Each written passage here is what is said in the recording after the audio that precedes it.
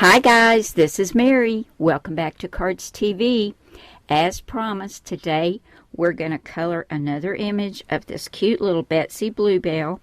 I told you in my last video I had colored this one with the few Copic markers that I have, and I had gotten those Arteza Everblend alcohol markers, and we're going to color this one today, and we're going to compare. Now, this is the Copics that I used on this one. Let me see if I can use two hands and grab all these. I've got a lot of markers here. I'll lay those down. And this is the Arteza markers, as close as I could get to those same colors. I'm going to try and hold them up here so we can compare the colors. That's a lot of markers. Okay, you can see they're not quite the same, but they're close. And you also get a colorless blender with the Arteza markers, and I do have one with the Copics as well, and sometimes I do have to use it because I go out of the lines. Now, this is the Betsy Bluebell set I got from Penny Black. I picked this up several years ago on Amazon, and as I told you, I don't know if they still have it, but it's worth checking because it's such a cute little stamp set. And I do my coloring on this Spectrum Noir Ultra Smooth Premium White cardstock. I find I get a really good blend on this, and I also get this on Amazon. But I know some of you have favorite cardstocks you like to use for coloring, so it's just a personal choice. But this is 100-pound weight. Now, I'm just going to have fun with this, guys. I am no Christina Werner or Jennifer McGuire, as you all know. I do the best I can.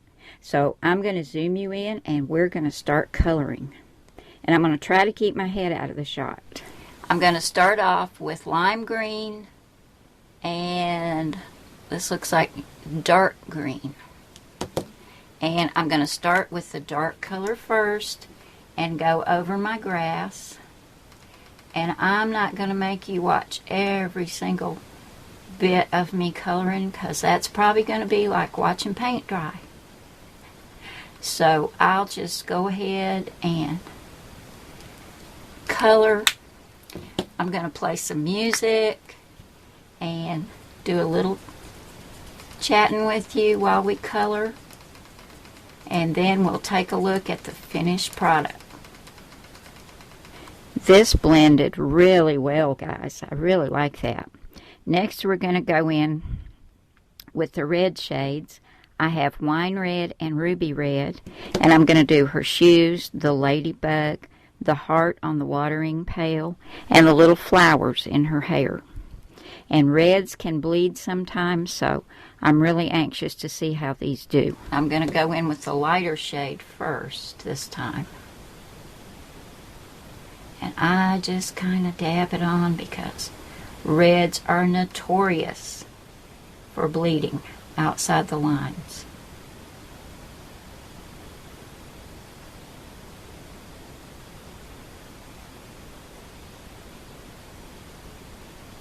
I like this shade of red though, it's really pretty.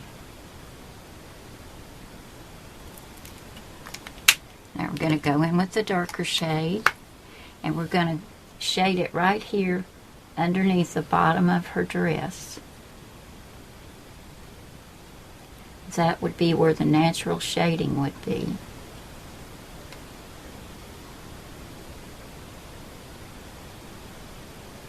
And then we're going to come back in with the lighter red and blend that out.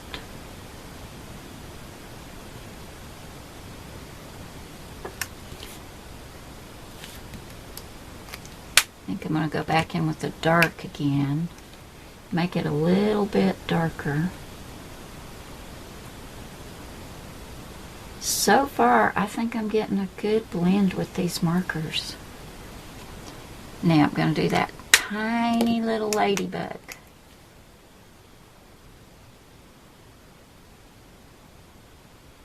And I'm not going to try to blend anything on him. I'm not having any bleeding from the red, which is great. I always dread coloring when I'm using a red shade because it does tend to bleed.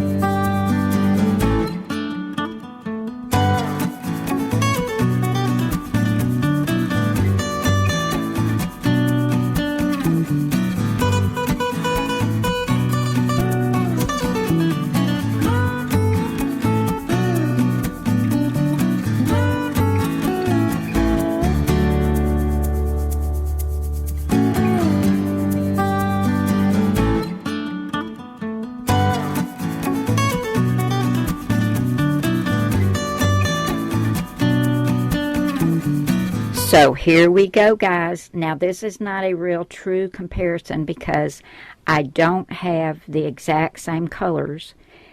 This is obviously brighter and more vivid. I matched the colors as best as I could, but they blend very well, as you can see. I get a nice shading effect. I do want to practice a little bit more with the skin tone.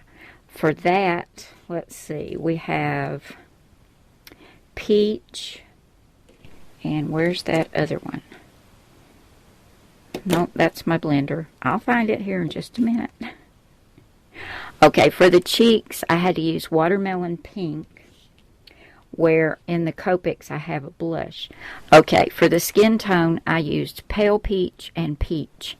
And I think it turned out pretty, but I am going to have to practice a little bit more with this one to get more of the look that I'd like, but it blended very well. All the colors were great at blending, and the colorless blender also did really well. I got some of her hair out of the line over here, and it pushed that color right back in, and you can't see where I made that mistake. But I'm very pleased with these markers, and I will be using these. So in the next video, we're going to take these two little images and make Mother's Day cards out of them, guys. So I'll see you back here then. Thanks so much for hanging in there with me today. I know this video was long. And I will see you again soon with a Mother's Day card. Bye now.